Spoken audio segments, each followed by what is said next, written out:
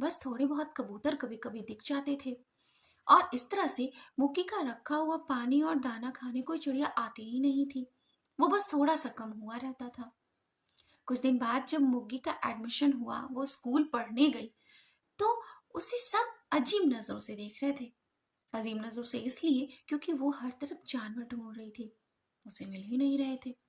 जब लंच का टाइम हुआ, सभी बच्चे बाहर बैठे लंच कर रहे थे, तभी वहां एक कुत्ता आया।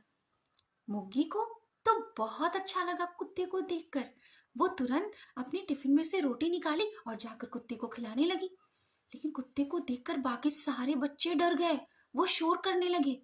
यहाँ तक कि टीचर ने भी मुग्गी को डांटा इस बात के लिए कि वो कुत्ते को रोटी खिलाने क्यों गई, कुत्ता भी काट लेता तो। मुग्गी उस दिन बहुत उदास हुई, इतनी उदास हुई कि अगले दिन उसको बुखार हो गया।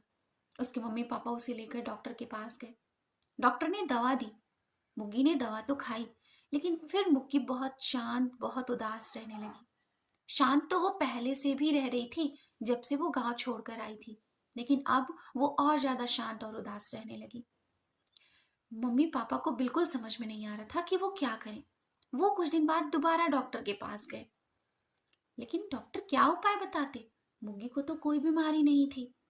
एक दिन जब मुग्गी की मम्मी ने मुग्गी को खिड़की पर दाना और पानी रखते देखा, तब उनके दिमाग में एक बात आई। उन्होंने ये बात मुग्गी के पापा से कही। अगले दिन मुग्गी की मम्मी पापा उसे लेकर चिड़ियाघर गए।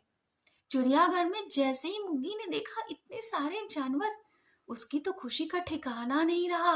उसने जिराफ से बातें की, खूब सारे चिड़ियों का चहचहाना देखा, खूब सारी तितलियों का उड़ना देखा, खरगोश देखे, हिरन देखे। उससे बहुत अच्छा लग रहा था।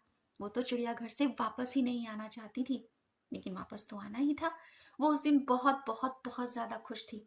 रात में जब वो सोई तो उसने सपना भी देखा। उसने सपना देखा कि चिड़िया उसे उड़ना सिखा रही हैं, मछलियां उसे तैरना सिखा रही हैं। सुबह जब पापा उसको गोदी में उठाए तो उसकी नींद खुली। उसने देखा, अरे मैं तो पापा की गोदी में हूँ। उसने पापा से कहा, पापा मेरा एडमिशन जानवरों के स्कूल में करा दीजिए ना, मुझे जानवरों के साथ ही रहना है और जानवरों के साथ ही पढ़ना है।